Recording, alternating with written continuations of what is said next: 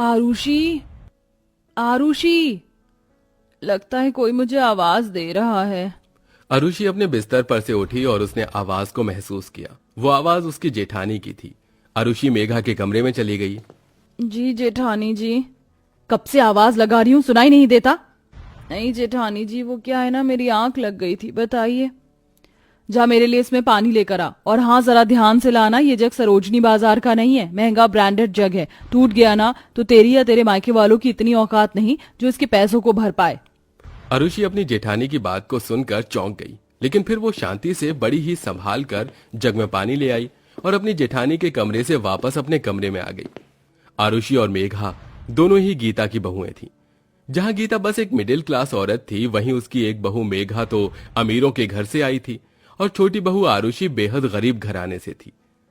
अभी आरुषि की शादी हुए बस 1 महीना ही हुआ था, लेकिन मेघा उसे खूब काम करवाती थी। साथ ही उसे उसकी मायके की गरीबी के ताने भी देती रहती थी। ऐसे ही सिलसिला जारी था। ऐसे ही एक दिन। आरुषि, क्या खा रही हो? पालक पनीर जेठानी जी। कैसा है? अच्छा है। आप ऐसे क्यों पूछ रही हैं? नहीं, वो तुम तो गरीब मायके से आई हो ना, तो मैंने सोचा पूछ लूं, बंदर अदरक का स्वाद जानता भी है। मेघा ने आरुषि का मजाक बना दिया। इस सब पर भी आरुषि कुछ नहीं बोली। वहीं पर मेघा की सास भी मौजूद थी, लेकिन उसने भी मेघा को कुछ नहीं कहा। ऐसे ही जब खाने के बाद मेघा डाइनिंग टेबल पर से प्लेट उठा रही थी तो उससे एक प्लेट टूट गई, जिसे उसकी जेठानी ने देख लिया। ये क्या किया? माफ करना जेठानी जी, मैंने कुछ भी जानबूझकर नहीं किया। माफी से क्या होता है? ये मेरे डिनर सेट की प्लेट थी, जानती भी हो कितनी महंगी थी ये प्लेट।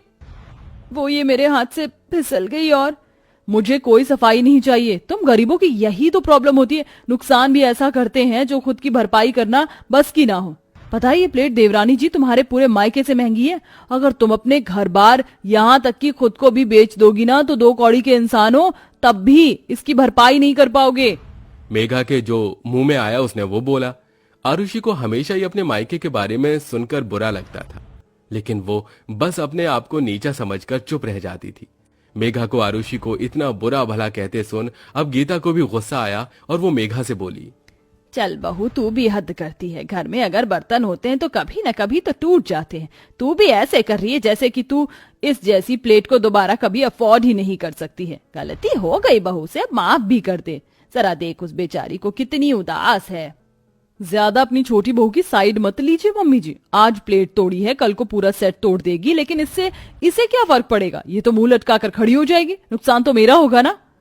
एक बात को मेरी कान खोल कर सुन लेना, तेरे गरीब मायके में होंगे स्टील के बर्तन, लेकिन हम रईस शीशे और चीनी के बर्तन इस्तेमाल करते हैं, इसलिए जरा संभल कर काम किया कर, वरना अगर मैं तेरे मायके वालों से वसूलने पर आ गई ना तो फिर देखना सारे खून के आंसू रोते हुए दिखाई देंगे।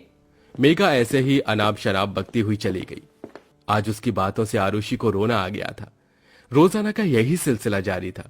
अगर आरुषि से जरा सी भी कहीं गलती हो जाती तो मेघा उसे खूब खरी खोटी सुनाती और उसे अपने रौब में रखती। ऐसे ही चलते हुए एक दिन गीता ने दोनों बहुओं को अपने मायके वालों को खाने पर बुलाने को कहा। आरुषि खुश हो गई और उसने अपने माँ बाप को बुला लिया। मेघा के भी माँ बाप आने वाले थे। मेरे माँ बाबा को खीर बहुत पसंद है। माँ, क्या मैं मीठे में खीर बना लूं? इससे पहले गीता जवाब देती मेघा बोल पड़ी, नहीं, कोई जरूरत नहीं है खीर वीर बनाने की। वैसे भी गरीब लोग कहाँ जानते हैं ये चीज खाना। खीर में दूध लगेगा, चीनी, मावा, ड्राई फ्रूट्स, इतना कुछ डलता है। बातों से नहीं बनती है खीर। हाँ जेठानी जी, मेरे माँ बाप कौन से रोजाना आएंगे? अच्छा, तो तुम उन गरीबों को रोजाना यहाँ बुलाकर हमारे घर का राशन ठुसाना चाहती हो? इंसानों को हैसियत देकर ट्रीट किया जाता है। तुम्हारे माँ बाप लाएंगे 10 रुपए किलो के केले, और वो भी अगर लाए तो, वरना बेशर्मों की तरह आ जाएंगे खाली हाथ, और तुम उन्हें यहाँ खीर खिलाओगी। चुपचाप बस चाय पिलाकर भेज देना, क्यों है ना माँ जी?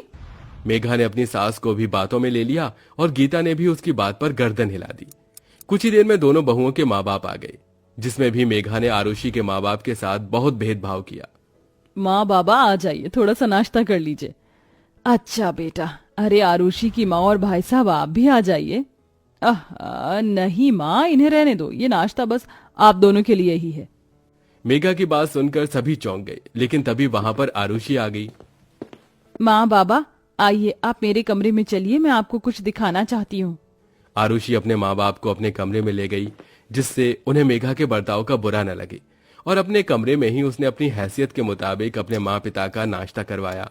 फिर ऐसे ही रात हुई जहां मेघा ने अपने माँ बाप के लिए डाइनिंग टेबल सजाया, वहीं उसने आरुषि के माँ बाबा को टेबल पर भी बैठने नहीं दिया। आरुषि ने अपने माँ बाबा के साथ सोफे पर बैठकर खाना खाया। रात के समय में जब आरुषि अपने माँ बाबा के लिए चाय बनाने को आई तो मेघा अपने माँ बाप के लिए खीर परोस कर ले जा रही थी। जेठानी जी, आपने खीर बनाई थी? हाँ, मैंने अपने माँ बाबा के लिए खीर बनाई है। खबरदार जो अपने गरीब मायके वालों को एक चम्मच भी चखाने को सोचा तो। मेघा ऐसे बोलती हुई चली गई। अब इतने भेदभाव के बाद आरुषि के दिमाग पर गुस्सा चढ़ गया। कल तक जो गरीब परिवार की बेटी चुप थी, अब अपने माँ बाप के बारे में उससे बर्दाश्त कर पाना मुश्किल था। ऐसे ही एक दिन और निकल गया और मेघा ने रौब से आरुषि से कहा, ए आरुषि, ये अभी तक सफाई क्यों नहीं की है? हाँ, नहीं की। आप कुछ कर लेंगी? तू मुझे जवाब देगी? अपनी हद भूल गई है क्या गरीब लड़की? हाँ, हूं मैं गरीब लड़की और मेरे माँ बाप गरीब, लेकिन इसका आप पर क्या फर्क पड़ता है? आप क्या उन्हें कुछ दे रही हो? वो क्या आपके आगे हाथ फैलाते हैं जो मैं आपसे नीचा महसूस करूं? हमारा मायका जो है वो पीछे है, और मैं तो अब गर्व से ये कहूंगी कि मेरे माँ बाबा गरीब हैं, लेकिन कभी किसी के आगे हाथ नहीं फैलाते। आरुषि की बात सुनकर मेघा जल गई। अब आरुषि के ऊपर उसकी बकवास का कोई फर्क नहीं पड़ रहा था। 2-4 दिन आरुषि ने मेघा को ऐसे ही बातें सुना सुनाकर उसको आईना दिखाया, लेकिन मेघा इतनी आसानी से पीछे हटने वालों में से नहीं थी। एक दिन वो आरुषि के कमरे में गई और उसके कपड़े वगैरह बांधकर उसने घर के बाहर फेंक दिए। ये आपने क्या किया? तुम्हारे जैसी गरीब की जगह इस घर में नहीं बल्कि बाहर सड़क पर ही है। अब आरुषि, तुम इस घर में नहीं रहोगी, जाओ। मेघा ने आरुषि को धक्का मारा, लेकिन उसी वक्त इत्तेफाक से आरुषि का पति गौतम आ गया और उसने उसे संभाल लिया। गौतम को यह मंजर देखकर अजीब लगा। उसने सारी बात जानी, जिसके बाद उसे मेघा के ऊपर बेहिसाब गुस्सा आया। अरे भाभी, आप उस पैसे का घमंड मेरी पत्नी को दिखाती हो जिसको कमाने में आपने कभी 2 मिनट की भी मेहनत नहीं लगाई है। अरे मैं और भैया दोनों बराबर का कमाते हैं, तो इसका मतलब हुआ कि आरुषि और आप दोनों इस घर में एक बराबर हो। और रही बात मायके की, तो मुझे मेरे सास और ससुर जी पर गर्व है, क्योंकि उन्होंने गरीब होते हुए भी कभी मुझसे कुछ नहीं मांगा, जबकि आपके बाबा जी ने अभी भैया से 1 लाख रुपया उधार लिया था। तो अब बताइए कि कौन अमीर और कौन गरीब हुआ? गौतम की बात पर अब मेघा से कोई बात नहीं बन पाई और वो सिर झुकाकर अपने कमरे में चली गई। मेघा को अब बहुत शर्मिंदगी हो रही थी। वहीं बाहर गौतम ने अपनी माँ को भी समझाया। माँ, आपके रहते हुए ये सब घर में होना सही नहीं है। जानती हूँ बेटा, लेकिन ये लोग मेरी बात माने तभी तो मैं किसी को कुछ समझाऊं। लेकिन हाँ, अब से मैंने सोच लिया, अगर इस घर में दोबारा ये बातें हुई तो मुझसे बुरा कोई नहीं होगा। गीता ने भी अब एक सख्त सास बनने की ठान ली। अब वैसे तो मेघा आरुषि से कोई गरीबी या अमीरी की बातें नहीं करती थी, लेकिन अगर वो गलती से भी ऐसी कोई बात निकालती तो गीता उसे बहुत डांटती थी। और अब धीरे धीरे उसके घर में से ये बातें खत्म हो रही थी और मेघा और आरुषि के बीच में भी अब चीजें सुलझने लगीं।